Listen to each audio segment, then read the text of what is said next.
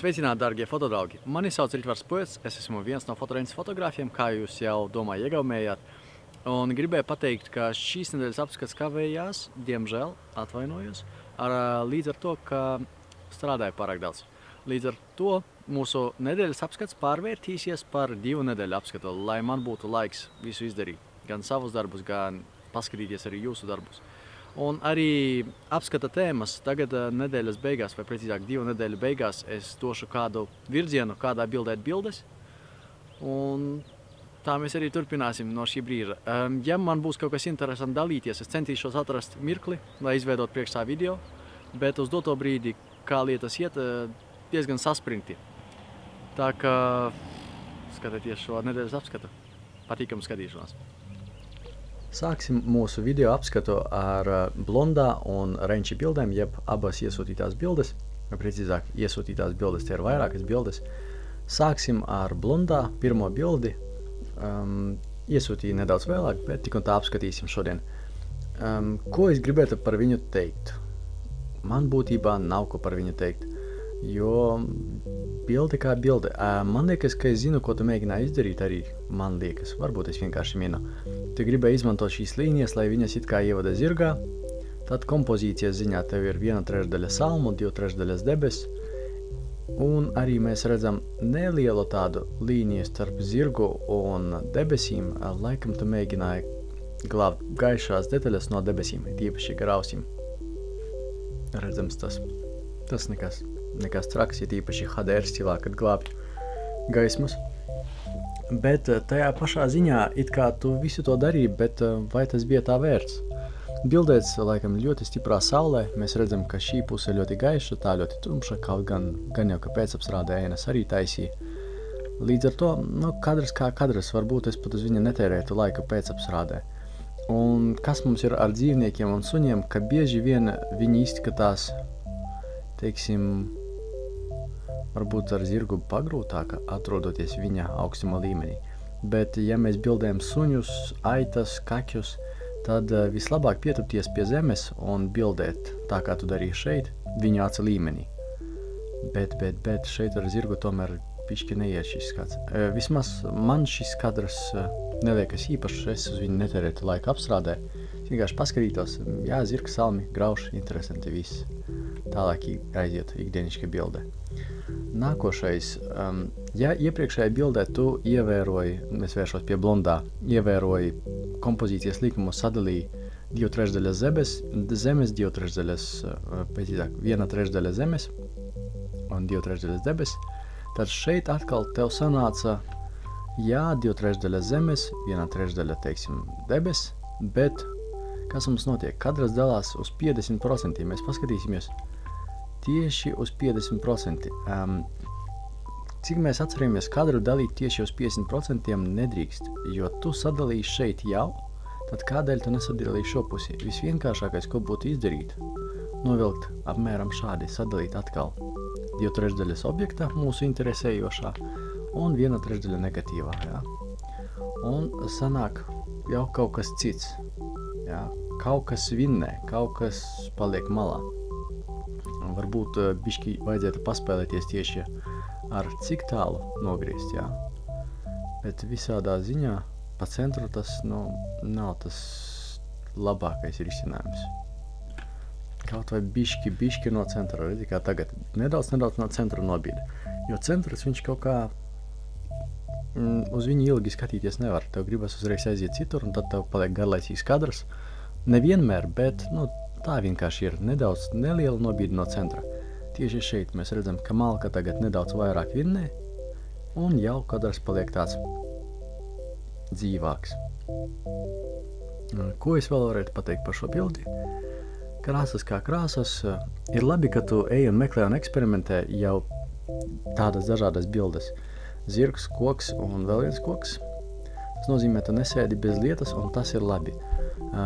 Diemžēl, ko es pateikšu par šo bildi, ka man arī nav ko par viņu teikt. Izņemot mazo dziļumu un kaut kādus ķērpjus, šeit nav nekā īpaša. Pat ķērpji nav pietiekoši lielai saskatīti. Izskatās, ka clarity ir diezgan daudz pielietots priekš viņiem.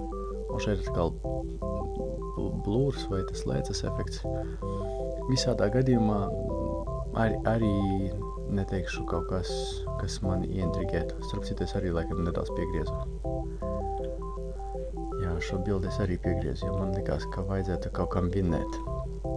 Tā kā uzmanīgi ar savu kropošanu skaties tā, lai būtu kaut kāds līdzsvars, kaut kas vinnētu vienmēr. Protams, tās ir manas domas, ja tev liekas savādāk, droši dari, kā tev gribas un kā tev patīkamāk. Es vienkārši izsaku savu viedokli. Un līdz ar to es vienkārši pielietotu vairākos gadījumos kropu, kur tu neesi pielietojis. Vai arī esi, bet izvēlējies kā veiksmīgāko. Ar dzīvnieku bildēm pieņemsim, paskaties, kādas bildes tu vēlētos redzēt ar zirgu.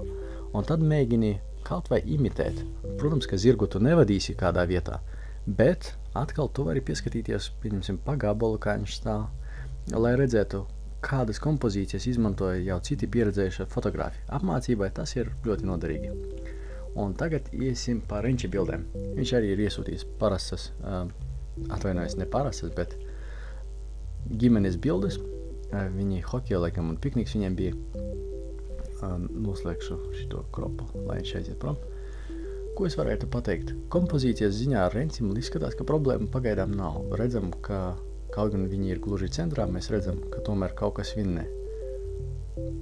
Kaut kas tieši centrā nav viena galva un viss. Redzam, viena galva šeit, viena galva tur. Teiksim, kaut kas savādāks. Nav tik primitīvi. Vismaz man šis kadrs liekas interesantāk nekā būtu viena galva tieši centrā un viss. Bet, ko mēs teiksim par parametru izvēli? Rencis laikam ir halturējis. Jo mēs redzam, ISO ir 1800. Un mēs redzam, cik tīrs ir kadrs, skatoties pat ar tādu ISO. Tas, gan ir labi kamerai, bet ne labi Rencim, jo krāsa diapazons krietni zūd, jo lielāks ISO. Un viss tas dinamiskais diapazons, kas ir Nikon kamerām, aiziet uz pieskari, laikam pa pieskari. Jā, tā kā prātīgāk būtu nolaist slēdzi vismaz līdz kādai vienai 250, ja bail, lai nodrīc. Un pat, ja viņš bildē uz 18 mm, tad likums uz full frame būs cik milimetri tik slēdzis, plus vēl rezervīta. Teiksim, 1,50, 1,100 varētu pilnīgi pietikt, lai šis kadrs būtu as. Un tad viņa ISO gan jau, ka būtu kaut kāds 200 varbūt. Un ko dara šis augstais ISO, ja? It kā kadrs, bet ja mēs skatāmies detaļās, tad parādās viss tas troksnis. Protams, kad ir gaišs, mēs neredzam tik daudz trokšņa, it īpaši tumšās vietās, un plus vēl pēcapstrāde, es domāju, tas arī nomaskēja. Bet, Renci neslinko, izmanto manuālo režīmu, un tas ISO galīgi garām aizbrauc. Kaut vai līdz viņam ierobežotāji. Tad Latvijas atribūtika, kadra sadalīts uz, teiksim, 2/3, vairāk mazāk. Un ko mēs atkal redzam? F-cipars F36 mēs redzam, ka pie tādiem zīmējumiem, pie tādas F izvēles mēs redzam, ka parādās jebkādi putekļu sensora, un tas te punkts gabalā, tas jau ir putekļu sensora. Tā kā viņam būs jaunums, viņš uzzinās, ka viņam ir putekļu sensora pie tādiem F-cipariem, pie tādas diafragmas. Parasti es viņus varu redzēt, ja man sensors nav pietiekoši tīrs pie F7, F9, bet, kad F36 noteikti kaut ko uz viņu atradīšu. Bildi kā bildi, kompozīcijas ziņā gandrīz vai pa centru, bet Rencim paveicās, cepura nedaudz vinnē. Arī neredzu tam visam jēgu, tik liels F-cipars, es nezinu, kas te notiek. Parametru ziņā, kāda bija ideja dabūt pēc iespējas asāku cepuri, to varēja izdarīt arī ar mazāku F-ciparu. Nezinu, Renci, talants. Tālāk. Atkal interesanti, meitene kā meitene, bet redzam, ISO atkal. Es piekasos pie vienas un tās pašas lietas Rencim, jo mēs redzam, ka kompozīcija ziņā nekā tragiska nav. Meitene nobīdīta no centra, atkal 2/3 meitenīte, viena negatīva, tas pats augstuma ziņā. Rencis ir apmēram bērna līmenī, kas ir ļoti labi, nedaudz laikam pietupās, iespējams. Līdz ar to mēs redzam, bērns ir proporcionāls un mēs esam bērna pasaules līmenī. Tā kā ja bildēt bērnus, Vēlams uz ceļa nedaudz nosēdēties vai kā. Suņi bērni, negribu salīdzināt suņi bērni, bet vajag piesaist, tad viņi dabiskāk. No augšas bildēt arī var, bet izņemumu kārtā. Tad, kā, sanāk galva liela, rumpis mazs un tādas proporcijas, bet dažreiz var. Un, kā jau redzam, parametri ISO 2500, slēdzis ļoti augsts. Mēs varētu nolaist ISO līdz kādiem 200 vai 400 un būtu slēdzis vien 250 un pietiekoši, lai skrienošu bērnu apturētu. Un tagad, kas mums ir vairāk trokšņu tieši visur un mazāk detaļu. Tā kā uzmanīgi ar to ISO un renci. Pat automātiskais režīms, ja viņš bija izvēlēts, viņš aizgāja nepareizi nokonfigurēts. Automātu arī vajag regulēt. Un pēdējā laikam renči bilde. Jā, pēdējā renči bilde. Smuks portretiņš, diezgan smuks portrets. Malcis, ka izmantoja zuma pēdējo galu. Tas nozīmē, ka mēs dabūjam pēc iespējas maksimāli šaurāku depth of field, dziļumu. Tas būtu, ja mēs izmantotu kādu gaišu objektīvu. Mums ir tikai tur pāris centimetri asumā, ja mēs redzam, ka, teiksim, kurtka un, teiksim, kādi centimetri 7 varbūt ir patiesībā. Un atkal mēs redzam, ka slēdzis ir ļoti, ļoti augsts. Tu vari apturēt ar šādu slēdzi, es nezinu, kādu metienu atlētu ar 150 km/h, un viņš būs ass un apstādināts, bet tu tagad mēģināji bērnu, kur stāvē. Droši laiet uz 200, 250, F-ciparu gan jau tāda, kāds bija tāds paliek, jo pie šāda kameras mazākais diapazons. Un ISO atkal laiet 200 vai 400, lai dabūtu pēc iespējas vairāk detaļu pēc apstrādi. Un tagad paskatīsimies, kādēļ tad es esmu aizņemts un kādēļ es nevaru uztaisīt šos apskatus. Starp citu, taisu šo apskati naktī, tādēļ es vairāk mazāk čukstu. Un skatāmies pirmā bilde. Aidā, pirmā bilde, kas te aizgāja pa grīsti. 1.4000, 2.8, ISO 100. Nu renci lamāja pats sadarīja, bet nē, patiesībā šeit bija vienkāršāk. Mēs ar Džeku mēģinājām saprast. Viņš gribēja, lai viņam būtu viena puse gaiša un otra puse ēnā. Un es vienkārši piešāvos bez izpildes sākumam, lai saprastu, vai viņš kādu efektu grib. Un te arī parādīšu, ko RAW kameras var darīt. Tieši profesionālās kameras RAW iespējas, ne JPG, bet RAW bildēt. Mēs varam pacelt no šīs ēnas un dabūt tīrāku bildi nekā bija rencim. Ja? Un ja nedaudz pavalkāt, un dabūt šādu te bildi. Tā kā šādu bildi mēs dabūjām no faila, kur bija tumšs. Starp citu, trokšņi iezogas. Trokšņi daudz diezgan. Bet tāpat kā gluži ar renča bildi, pa gabalu, vai arī ne uz 24 megapikseliem, šī bilde būtu ideāli pārdodama. Un smukākais portrets, un neviens nekad nenojaustu, ka viņa bija nošauta tik greizi. Bet viņa nebija, tas bija apdomāti čaļi un meitenes. Skatāmies tālāk portreti, fotosesijas, ar ko es nodarbojos. Es bildēju, apstrādāju, bildēju. Lūk, mēs redzam zemes ISO, zemes slēdzis, pēc iespējas mazāks dziļums. Zariņi asumā, vispārējais nav svarīgs šajā kadrā. Rokas, zariņš, dziļa doma, vismaz tā domāta. Tālākā šī meitene, šī fotosesija man aizņem diezgan daudz laika apstrādēja, laikam 4-5 dienas, lai apstrādātu visas bildes un arī ieskaitot bildēšanas dienu. Kompozīcijas ziņā redzam, ka nedaudz vairāk par 2/3 kadrā aizņem, nevis tieši. Nav viņa gluži pa centru, ja mēs paskatāmies, kur atrodas viņas acis. Mēs redzam, ka viena no acīm atrodas tuvu interešu centram, otra gan ir pa centru, bet tomēr nobīdes dēļ tas nav tik svarīgi. Mēs redzam, ka vairāk mazāk seja atrodas šajā te diapazonā pie interešu centriem. Un sausā matemātika, un kadrs jau interesantāks, un arī 1/3 negatīvā vai zāle šajā gadījumā. Vienkārši, tepat parastākā kompozīcija, nekā pārgudra. Gluži tas pats arī šeit, nav tieši centrā nobīde, atrodas pie intereša loka, elementāri. Es atrados laikam ļoti zemu pie zemes, izmantoju priekšējo zāli. priekšējā fona radīšanai. Aizmugurē loģiski, ka bija aizmugurē radīta. Tad, laikam, mani tur arī redz, kā es biju pietupies, varbūt redz. Un, man patīk tādas bildes. Es labprāt bildēju un tērēju savu laiku, lai iegūtu šādas bildes. Tīri pašam savam priekam. Un redzam, ka es izvēlējos F-ciparu nedaudz augstāko, lai dabūtu nedaudz vairāk asumā. Viņa bija pagriezusies burtiski centimetrus viens acs no otras, teiksim, attāluma ziņā, varbūt pat 5 mm. Bet redzam, ka šī acs jau pašā dziļumā nav tik asa, cik ir skrupstas, vai cik ir asa šī acs. Jā. Ļoti šādos attālumos ļoti maz dziļums, kādi 2 cm. Jo es atrados kaut kur 1,50 m no viņas, varbūt mazāk, un zooms praktiski 200 mm. No tur asumā, teiksim, diapazons kaut kur 2 cm, varbūt mazāk, lai to visu iekļūtu. Bet toties bilde tāda telpiska un mīļa izskatās. Skatāmies tālāk. 250, 32, 500, kaut kas pa vidu. Ne ideāli, bet tomēr smuki. Redzam, ka stipra saule gribi vai ne, tomēr izdedzina augšas, un no ēnām mēs izvilkām.